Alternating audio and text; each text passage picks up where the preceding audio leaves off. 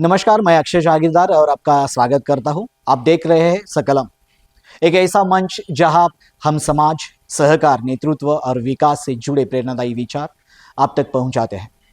आज के इस विशेष एपिसोड में हमारे साथ सहकार क्षेत्र के 3 अत्यंत प्रतिष्ठित और अनुभवी व्यक्तित्व उपस्थित हैं, जिन्होंने अपने कार्य, विचार और समर्पण से देश में सहकार आंदोलन को एक नई दिशा दी है। आइए अब हम उनका संक्षिप्त परिचय जान लेते हैं। श्री दीनानाथ जी ठाकुर हमारे साथ जुड़े हैं, राष्ट्रीय संरक्षक सहकार भारती से है। श्री दीनानाथ जी ठाकुर सहकार भारती के राष्ट्रीय संरक्षक तथा पूर्व राष्ट्रीय अध्यक्ष रहे हैं। वे देश के प्रमुख सहकारी संस्था एनसीडीसी में डिप्टी मैनेजिंग डायरेक्टर रहे हैं और लिनैक, एनसीसीएफ तथा आईएफएफडीसी जैसी राष्ट्रीय संस्थाओं में संचालक पद पर महत्वपूर्ण भूमिका निभा चुके हैं। सहकार आंदोलन के मजबूत स्तंभों में उनका समावेश है। दूसरे अतिथिगण हमारे साथ जुड़े हैं। डॉक्टर उदय वासुदेव जोशी, राष्ट्रीय अध्यक्ष सहकार भारती से है। डॉक्टर उदय जोशी जी सहकार भारती के वर्तमान राष्ट्रीय अध्यक्ष है। शिक्षण और सहकार क्षेत्र में उनका योगदान अत्यंत प्रभावशाली है। तीसरे अतिथिगण हमारे साथ जुड़े हैं। श्री दीपक चौरासिया पटना से है, राष्ट्रीय महामंत्री सहकार भारती के हैं। सहकार क्षेत्र में उनका युवा नेतृत्व, संगठनात्मक कौशल्य और समर्पण अत्यंत उल्लेखनीय है। सकलम परिवार की ओर से हम तीनों मान्यवरों का हार्दिक स्वागत करते हैं। आज के संवाद से सहकार क्षेत्र के महत्व, बदलते आयाम और भविष्य की दिशाओं पर महत्वपूर्ण विचार सामने आएंगे। आइए कार्यक्रम की हम शुरुआत करते हैं कि सहकार क्षेत्र के बारे में आपकी क्या राय है, क्या आप विचार रखते हैं? सहकार क्षेत्र एक बड़ा विस्तृत क्षेत्र है। वास्तव में अगर आप इस तरह समझिए, सहकार क्षेत्र तो समाज का क्षेत्र सहकार क्षेत्र होता है। सहकार है तो समाज है, अगर सहकार नहीं तो समाज नहीं। इसलिए जो भी हम देखते हैं, जो संगठित समाज, उसके मूल में सहकारिता ही है। इसलिए सहकार क्षेत्र तो बड़ा व्यापक है।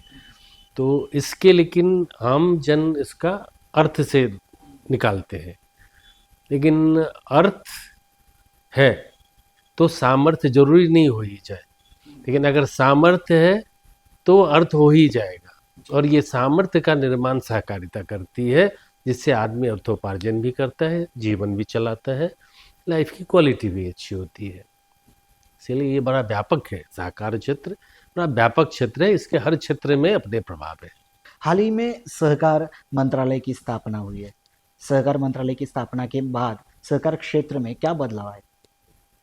एक बड़ा बदलाव आया है। सहकारिता के बारे में एक व्यापक चिंतन की शुरुआत हो गई है, जो पहले अभाव था उसका। राष्ट्रीय स्तर पर एक समग्र फोकस बना है कि सहकारिता बड़ा महत्वपूर्ण हो गया है। पिछले 5 साल में जितनी चर्चा भारत में सहकारिता के बारे में हुई है, इतनी चर्चा इससे पहले नहीं होती थी। क्षेत्र विशेष में सहकारिता थी इम्पोर्टेंट, ये राष्ट्रीय स्तर पर एक अलग प्रकार का अब नैरेटिव बन गया है। सहकारिता के बारे में चर्चाएं होती है, जागरूकता हो गई है। ये तो सबसे बड़ा प्रभाव हुआ है कि सहकारिता के बारे में लोगों में जागरूकता बड़ी पैदा हुई है। नई नई नीतियों का निर्माण हुआ है, समग्र सोच निर्माण हुआ है। पूरे देश में कैसे सहकारिता पनपे एक समग्र रूप से, उसके बारे में चर्चा प्रारंभ हुई है, काम भी हो रहा है। तो इसका 4 साल 4.5 साल बना हुआ है मंत्रालय के। सहकार मंत्रालय की जो संकल्पना जो कुछ भी है, लेकिन सहकार का मॉडल तो महाराष्ट्र ने देश को दिया। क्या कहते हैं आप? ऐसा मैं नहीं मानता। महाराष्ट्र निस्संदेह अग्रणी है सहकारिता में, लेकिन सहकारिता का मॉडल तो भारत के धर्म में निहित है, जो सनातन धर्म है। जितना हमारा जो समाज है, भारत का जो समाज है खासकर, उस समाज में ही सहकारिता की नींव है। लेकिन महाराष्ट्र में निस्संदेह यहाँ के लोगों ने उस चीज़ को पहचाना। यहाँ के समाज में उस चीज़ की भावना, ऐसे छत्रपति शिवाजी महाराज थे, उनका पूरा मॉडल ही अगर आप अध्ययन करें गहन रूप से, समाज को जोड़ के उन्होंने निर्माण किया। अर्थ पर आधारित उनका साम्राज्य नहीं था, उनका साम्राज्य समाज पर आधारित था, समाज के कल्याण के लिए उनका था। तो वो सहकारिता थी। तो यहाँ में वो चिंतन प्रारंभ से रहा। अनेक महत्वपूर्ण व्यक्तियाँ हुए, वी आर गाडगिल हुए, एक से एक सहकारिता मनीषी महाराष्ट्र में हुए। निस्संदेह महाराष्ट्र जैसे अग्रणी शिवराम है, चौहान। लेकिन ये कहना कि महाराष्ट्र ही सहकारिता है, हाँ। मेरे ख्याल से थोड़ी ज्यादा हो जाए। अग्रणी प्रांत तो है, अग्रणी प्रांत तो है। है। जी, इस समय जोशी जी से मेरा सवाल है कि 2002 से रिजर्व बैंक सहकारी बैंकों को लाइसेंस नहीं दे रही है, आप क्या कहेंगे इसके बारे में? ऐसा है कि 2002 से आरबीआई ने किसी भी नए कोऑपरेटिव बैंक को लाइसेंस नहीं दिया है, और इसका कारण ये रहा है कि बहुत सारे बैंकों की आर्थिक स्थिति बहुत खराब हो रही थी। लेकिन इस प्रकार से लाइसेंस ना देने के कारण से महाराष्ट्र में और पूरे देश भर में क्रेडिट कोऑपरेटिव सोसाइटी जो है उनकी संख्या, उनका साइज ये बढ़ने लगा, क्योंकि जिस व्यक्ति के पास डिपॉजिट मोबिलाइज करने की क्षमता है जी, और उनको अगर बैंक का लाइसेंस नहीं मिल रहा है तो वो क्रेडिट सोसाइटी स्थापन करके अपनी क्रेडिट सोसाइटी बड़ी करने में तुले हुए थे। तो इसका कारण से महाराष्ट्र, गुजरात, कर्नाटक, ये 3 प्रदेशों में तो कम से कम बड़े साइज की कोऑपरेटिव सोसाइटी बनने लगी, जो भी एक चिंता का विषय है। जी, एक तरफ सहकार जो sugar factory, cooperative sugar factory वो बंद होती जा रही है और उनका निजीकरण हो रहा है और राजनीतिक नेताओं के हाथ में उसका पूरा नियंत्रण जा चुका है। क्या आप इसके बारे में क्या कहना चाहते हैं? सहकारिता के सामने ये एक बहुत बड़ी समस्या है, खास करके जो कोऑपरेटिव बेसिस पर चलने वाली चीनी मिलें थी, उसमें ये घटना घटी कि प्रारंभ करते समय कोऑपरेटिव बेसिस पे प्रारंभ हुआ, हाँ, बाद में उसकी आर्थिक स्थिति खराब हो गई, तो स्वाभाविक रूप से उसका बेचने का निर्णय हुआ और राजनीतिक दलों के कुछ प्रमुख कार्यकर्ता ऐसी बीमार चीनी मिलें परचेस करते थे और प्राइवेट सेक्टर में जाकर उसको अच्छी सुधार उसमें करते थे। ये स्थिति में कंट्रोल करने के लिए सहकार भारती ने केंद्रीय वित्त मंत्री जी को एक रिकमेंडेशन किया है कि आप कानून में बदलाव करें और अगर किसी कोऑपरेटिव शुगर फैक्ट्री नहीं, अन्य किसी भी प्रकार की कोऑपरेटिव का यूनिट अगर बंद हो रहा है, उसकी बेचने की स्थिति आती है, हाँ, तो उसकी खरीदारी करने की परमिशन केवल और केवल सहकारी संस्थाओं से प्राप्त होनी चाहिए। जी, हर साल बजट के पूर्व में केंद्रीय वित्त मंत्री जी के साथ सहकार भारती के प्रतिनिधिमंडल की चर्चा प्री बजट डिस्कशन के लिए होती है। तो इस वर्ष के प्री डिस्कशन बजट में हमने ये विषय रखा है कि अगर ऐसी कोई कोऑपरेटिव यूनिट बंद पड़ने के कगार पे हो तो उसको परचेस करने के लिए कोऑपरेटिव सोसाइटी को ही परमिशन सरकार ने देनी चाहिए। तो इसके कारण से ये जो ट्रेंड के रूप में सब विकसित हो रहा है, हाँ, वो स्थिति कंट्रोल में आएगी। मेरा सवाल दीपक जी से है कि तेजी से बदलती अर्थव्यवस्था है, तकनीक बदल रही है, इसमें सहकार की भूमिका क्या है, सहकार क्षेत्र की? देखिए, मेरा मानना है कि किसी भी देश का जब आर्थिक तरक्की होती है तो उसके कई माध्यम होते हैं, लेकिन जब आर्थिक तरक्की का माध्यम अगर सहकारिता के माध्यम से होता है तो स्वाभाविक रूप से उस देश के प्रत्येक नागरिक का हाथ में कार्य, प्रत्येक नागरिक की मजबूत स्थिति, प्रत्येक आदमी की आर्थिक स्थिति बदलती है। इस दृष्टि से सरकार भी ध्यान दे रही है और सहकार का नारा भी है, सहकार से समृद्धि। अगर आप देखेंगे तो मालूम चलेगा कि जब सहकारिता के पूरे परिवेश को हम लोग देखते हैं तो देखते हैं कि कृषि, पशुपालन, मत्स्य पर अपना जीडीपी 18% का है और एमएसएमई मंत्रालय का जो आंकड़ा है 11 करोड़ जो रोजगार उसके, तो लघु और कुटीर उद्योग के माध्यम से 11 करोड़ लोगों को रोजगार है। तो अगर उसका जब विश्लेषण करते हैं तो मालूम चलता है कि 40% जो आबादी है वो सहकारी संस्था और सेल्फ हेल्प ग्रुप के माध्यम से वो रोजगार मिला हुआ है। आप उसी को फिर कृषि के क्षेत्र में अगर डेयरी के क्षेत्र में अगर देखते हैं तो मालूम चलता है कि 10 करोड़ जो है ग्रामीण क्षेत्रों के लोग उस पर निर्भर है। और उसका लगभग 84 लाख लीटर पर डे, और उससे लगभग 258 मिल्क यूनियन, और उससे अगर वैल्यू एडिशन में देखते हैं पर ईयर का, पर तो ईयर। 17.25 लाख करोड़ रुपया का टर्नओवर है। जी। उसी ढंग से पैक्स को देखते हैं तो उसका टर्नओवर 1.65 है, तो जिसमें 1.25 ऋण का होता है। फिर दूसरा आपका कीटनाशक उर्वरक का 20,000 करोड़, 10,000 करोड़ उनका अन्य के मामले। उसी ढंग से अर्बन कोऑपरेटिव बैंक को देखते हैं तो 9.62 करोड़ जो है लाख करोड़, वो उनका, उसमें से वो 6.25 लाख करोड़ जो है वो ऋण देते हैं। उसी ढंग से क्रेडिट में देखते हैं तो लगभग, मैं आंकड़ा बता रहा हूँ कि क्यों इम्पोर्टेंट महत्व है। डेफिनेटली डेटा हाँ, तो वो है ना, क्रेडिट में अगर देखते हैं तो क्रेडिट में लगभग ग्रामीण क्षेत्रों में 1 लाख सोसाइटी और अन्य क्षेत्रों में 40,000 है, और लगभग 1400 crore multi state credit society है। 1400 करोड़ नहीं, 1400 है। हाँ, 1400 है।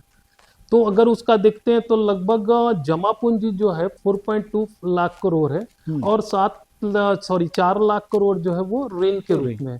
तो अगर मत्स्य में भी देखते हैं तो 19,000 लगभग कोऑपरेटिव सेक्टर जो है आज के दिन में कार्य कर रहा है, और भारत आज के समय में 3rd और 2nd की ओर अग्रसर है। चाइना से आज भी बहुत का अंतर है, लेकिन इस सब सेक्टर का मैंने जो वर्णन किया सब कोऑपरेटिव के क्षेत्र में है। तो जो आर्थिक विकास है वो समरसता, सामाजिक समरसता, और समाज के सबसे निचले पायदान पर खड़ा व्यक्ति की आर्थिक उन्नति वो सहकारिता के माध्यम से हो सकता है। इसलिए पूरे सरकार जो है इस ओर ध्यान केंद्रित कर रही है कि यही एक माध्यम है कि जिसमें कि एक समुचित सबका विकास कुछ कर सकता है, तो वो सहकारिता ही कर सकता है।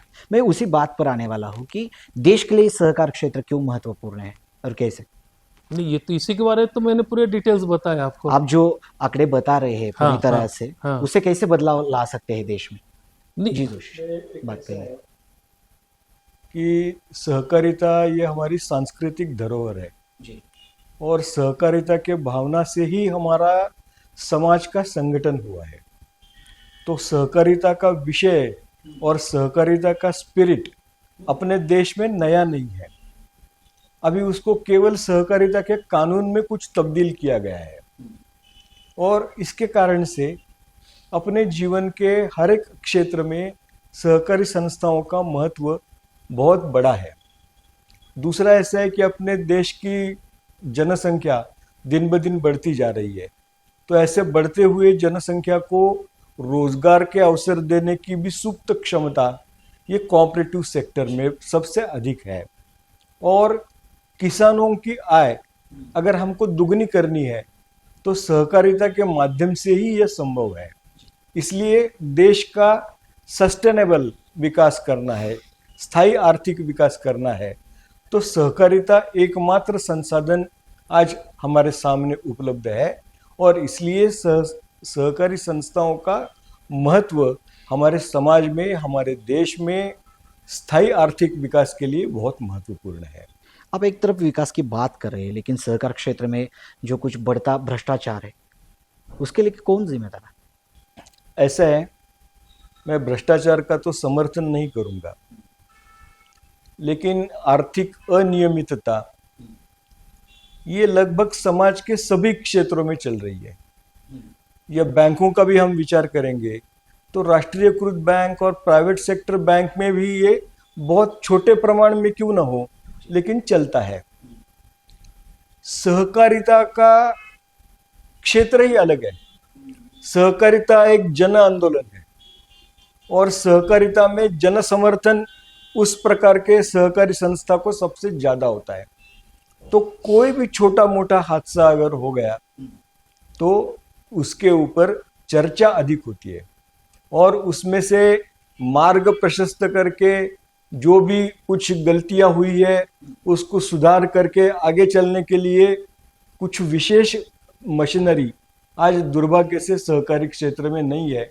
इसलिए सहकारी क्षेत्र में जो भी आर्थिक अनियमितता होती है उसके चर्चे ज्यादा होते हैं, क्वांटम बहुत छोटा होता है।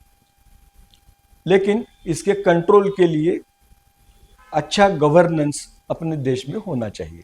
यह सहकार भारती का ओपिनियन है।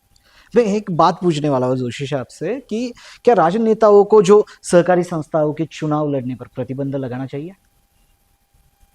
ऐसे कानूनन तो इस प्रकार का प्रतिबंध हम नहीं लगा सकते, लेकिन सहकार भारती आज की तारीख में 28 प्रदेश और 650 डिस्ट्रिक्ट प्लेस में काम कर रही है। ये काम करते समय हमारे विचारधारा में 3 बिंदु हमने सबसे ज़्यादा हाईलाइट किए हैं। नंबर 1 कि सहकारी क्षेत्र में काम करने वाले सारे लोग संस्कारित होने चाहिए। इसलिए हमने हमारा टैग लाइन हमारे संगठन का लिया है, बिना संस्कार नहीं सहकार। लेकिन संस्कार का मतलब बहुत सिंपल है। संस्कार माने जो कोऑपरेटिव के मूल्यों पर विश्वास रखकर कोऑपरेटिव के सिद्धांत के अनुसार काम करेगा, उसको हम संस्कारित मानेंगे। दूसरा तो हमारा एक बेसिक स्लोगन है कि जहां तक सहकारिता क्षेत्र का संबंध है, ये सहकारिता क्षेत्र दलगत राजनीति से ऊपर उठकर चलना चाहिए। हमारे महाराष्ट्र में भी बहुत सारे लोग कहते हैं कि सहकारिता के जूते बाहर निकलकर अंदर काम करना चाहिए। ये कहना आसान है, लेकिन उसका निर्वहन करना बहुत मुश्किल है, क्योंकि दलगत राजनीति भी हमारे समाज का एक अविभाज्य घटक है। उसको हम समाज से अलग नहीं कर सकते, तो इसके साथ ही हमको जीना पड़ेगा। लेकिन हम ये सबको कन्विंस करने का प्रयास करेंगे कि कोऑपरेटिव सेक्टर में काम करते समय हम सब लोगों ने राजनीति से ऊपर उठकर काम करना चाहिए। नंबर 3 हमारा प्रिंसिपल है, जो ये सारे जो डिफेक्ट्स कोऑपरेटिव सेक्टर में डेवलप हुए हैं, उसका समाधान निकलने में उसका उपयोग हो सकता है। जैसे कि हमने कहा है कि जब भी कोई व्यक्ति सालों साल किसी संस्था में लगातार काम करती रहती है, तो ऐसे कार्यकर्ताओं के मन में संस्था के प्रति एक मालिकानापन की भावना निर्माण होती है। और सहकारिता क्षेत्र का ये अनुभव रहा है कि जिस सहकारी समिति में इस प्रकार के ओनरशिप की भावना निर्माण हो गई, ऐसी संस्थाएं ठीक से नहीं चल सकती, ऐसा जनरल अनुभव है। और इसलिए सहकार भारती का सजेशन है पूरे कोऑपरेटिव सेक्टर को कि हम कोऑपरेटिव सेक्टर में काम करते समय सहकारी समिति के मालिक नहीं है, बल्कि सहकारी समिति के हम विश्वस्त हैं, ट्रस्टी है।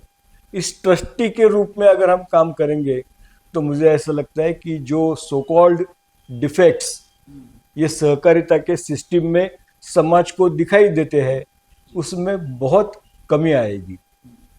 वैसे कोई भी सिस्टम डिफेक्टिव नहीं होता है, लेकिन उस सिस्टम को इम्प्लीमेंट करने वाले जो लोग हैं, उनके गुण दोष मूवमेंट को चिपकते हैं। सहकारिता का भी ऐसा ही हुआ है। इसलिए सहकारिता क्षेत्र अपने देश में बदनाम हुआ है, लेकिन ये बदनामी से बचाने का एक महत्वपूर्ण काम, योगदान हम सहकारिता क्षेत्र में सहकार भारती के माध्यम से कर रहे हैं। मेरा आखिरी सवाल ठाकुर जी से है कि आप इतने सालों से काम करते आ रहे हैं, आपका संगठन बहुत मजबूत है, ग्राम लोग से जुड़े हुए हैं आप, क्या कहेंगे कि आप सहकार क्षेत्र की और युवा पीढ़ी मूड नहीं रही है? सहकार क्षेत्र की और युवा पीढ़ी मुड़ नहीं रही है। पहले तो आपका स्टेटमेंट ही गलत है, मुड़ रही है, क्योंकि बिना युवा पीढ़ी के, युवा पीढ़ी ही कार्यकर्ता होता है। काम करने वाले जो वर्किंग पॉपुलेशन है वो युवा पीढ़ी है। ओल्ड जो होते हैं वो गाइड करते हैं, अनुभव होता है उनके पास में, अनुभव एक रास्ता दिखाता है, उसको इम्प्लीमेंट करते हैं युवा पीढ़ी। युवा पीढ़ी आ रही है, ऐसा नहीं कि नहीं आ रही है, बड़ा देश है, लेकिन आप जब देखेंगे सहकारिता में जो काम हो रहा है ग्राउंड लेवल पर, वो युवा पीढ़ी काफ़ी हद तक जुड़ी हुई है, बहुत ज़्यादा पैक्स में जुड़ी हुई है। किसान बूढ़े थोड़ी किसान है, खेती तो कर ही रही है युवा पीढ़ी, तो वो तो ले ही रही है ना सहकारिता से फ़ायदा। डेयरी में अगर पशुपालक है तो 80 साल के आदमी थोड़ी पशुपालक है, वो तो युवा पीढ़ी है। शायद देखने का वो होता है ना नजरिया, वो नजरिया बदल, चश्मा बदलना होगा। युवा पीढ़ी के बगैर तो काम, ये सारी पीढ़ी जुड़ी हुई है। अनुभव भी चाहिए, काम करने वाला भी चाहिए, भविष्य के लिए बच्चों को भी निर्माण करना होगा। तो ये अनवरत प्रक्रिया है। अनुभव, कार्यकर्ता, आने वाली पीढ़ी, बच्चा, बचपन। तो वही बात है कि देश में इतनी बेरोजगारी की समस्या है, तो युवाओं को सहकार क्षेत्र कितने रोजगार? कि इस बात को मैं बहुत शिद्दत से मानता हूँ। फेज होता है इकोनॉमिक डेवलपमेंट का साइकिल। तो भारत के, अब आज़ाद भारत देखे तो आज़ाद भारत का मैं बात करता हूँ। शुरुआत हुआ गवर्नमेंट से, सारी चीज़ें नेशनलाइज वे में चली, सारी इंडस्ट्री बनी, इवन ब्रेड बनती थी, मॉडर्न बेकरी गवर्नमेंट के अंदर की कंपनी थी, टूरिज्म गवर्नमेंट के अंदर की थी। धीरे धीरे धीरे ये कॉरपोरेटाइज होता गया कि नहीं, सरकार ये सब काम नहीं करेगी, सरकार का काम फैसिलिटी निर्माण करना है, तो प्राइवेट सेक्टर को आना चाहिए। प्राइवेट सेक्टर के बाद अब आगे का जो भविष्य है वो भविष्य कोऑपरेटिव ही है। अगर भारत बढ़ रहा है, भारत शायद बहुत जल्दी, आप लोग तो देखेंगे कि हो सकता है नंबर 1 हो जाए दुनिया में, ये नंबर 1 कोऑपरेटिव से ही होगा ही। और इसका निर्माण कोऑपरेटिव ही करेगा। आगे का भविष्य भारत का कोऑपरेटिव है, और वो कोऑपरेटिव में जुड़ने वाला युवा होगा। सारे युवा, सारे काम करने वाले हैंड जब जुड़ेंगे तो जो एडम स्मिथ का प्रिंसिपल ऑफ इनविजिबल हैंड है, वो सारी हाथ जुड़ के एक ऐसा मजबूत हाथ बनेगी जो भारत को नंबर 1 पर ले जाएगी। इसलिए भारत का भविष्य युवा है, भारत का भविष्य कोऑपरेटिव है, और वही भारत का नवनिर्माण करेगी। युवाओं के हाथ में प्रदेश है। युवा और कोऑपरेटिव एक है, इसलिए ये कहना कि युवा कोऑपरेटिव की तरफ नहीं आ रहे हैं, ये गलत नैरेटिव है। ये नैरेटिव को हमें काउंटर करना होगा। एक इसमें मैं थोड़ा सा एडिशन करना चाहूँगा। ठाकुर साहब ने जो यहाँ पर स्टेटमेंट किया है और जो बातें बताई है, उससे मैं पूर्णतया सहमत हूँ। लेकिन एक एडिशन करना चाहूँगा कि आज की युवा पीढ़ी को सबसे ज़्यादा अट्रैक्शन ये टेक्नोलॉजी का है, और टेक्नोलॉजी का उपयोग करने में ये सारे युवाओं को बहुत रुचि भी है और गति भी है। तो सहकारी संस्थाओं ने भी ये सारे युवाओं की आकांक्षा पूर्ण करने के लिए नए टेक्नोलॉजी का उपयोग करना अभी अपने यहाँ प्रारंभ हुआ है। आर्टिफिशियल इंटेलिजेंस का भी उपयोग कोऑपरेटिव सेक्टर में बहुत सारी संस्थाओं में किया जाता है। कंप्यूटर्स का उपयोग किया जाता है। कंप्यूटर के या मोबाइल के एप्लीकेशंस भी हमने बहुत सारे कोऑपरेटिव सोसाइटी के देखे हैं। यहाँ तक कि सहकार भारती के मेंबरशिप के लिए भी हमने एक मोबाइल एप्लीकेशन तैयार करके लॉन्च किया है। सहकार भारती की मेंबरशिप भी आजकल फिंगर टिप पे मोबाइल के माध्यम से हम लोग करते हैं। तो अगर टेक्नोलॉजी का बढ़ता उपयोग ये सारी संस्थाओं में इसी प्रकार से होता रहा तो युवा पीढ़ी अट्रैक्ट कोऑपरेटिव सेक्टर के प्रति भी होगी। इसके लिए हमने एक और अभियान भी चलाया था 2-3 साल पहले कि हमारे सभी देश भर के कार्यकर्ताओं ने अपने स्थानीय स्तर पर कॉलेजेस में जाकर, यूनिवर्सिटीज में जाकर, स्कूलों में जाकर कोऑपरेटिव के सिद्धांत, कोऑपरेटिव का महत्व, कोऑपरेटिव से किस प्रकार से रोजगार का अवसर उपलब्ध हो सकता है, इसके बारे में इम्पोर्टेंट और प्रैक्टिकल जानकारी ये सारे कॉलेज गोइंग विद्यार्थियों के सामने रखने का प्रयास किया। इसका बहुत अच्छा उपयोग सहकार भारती को भी हुआ है और कोऑपरेटिव सेक्टर को भी हुआ है। आज हमारे इस कलम के दर्शकों को मैं बताना चाहता हूँ कि सहकार क्षेत्र के बारे में हमने यहाँ पर अच्छी से बात की। सहकार भारती के 3 सदस्य जो थे, ठाकुर जी थे, जोशी जी है, दीपक जी हमारे साथ जुड़े थे। सहकार क्षेत्र में अगर बदलाव आएगा, सहकार क्षेत्र ही देश को आगे ले जाएगा, ऐसी बात यहाँ पर रखी है। युवाओं को सहकारों के मूल्य समझ में आने चाहिए। हम अगले एपिसोड में मिलेंगे, तब तक जुड़े रहिए सकलम के साथ, और आपकी जो कुछ भी राय है हमारे कमेंट बॉक्स में आप ज़रूर बताइए, और हमारे वीडियो को लाइक, शेयर और सब्सक्राइब ज़रूर कीजिए। धन्यवाद। आपका भी धन्यवाद। नमस्कार।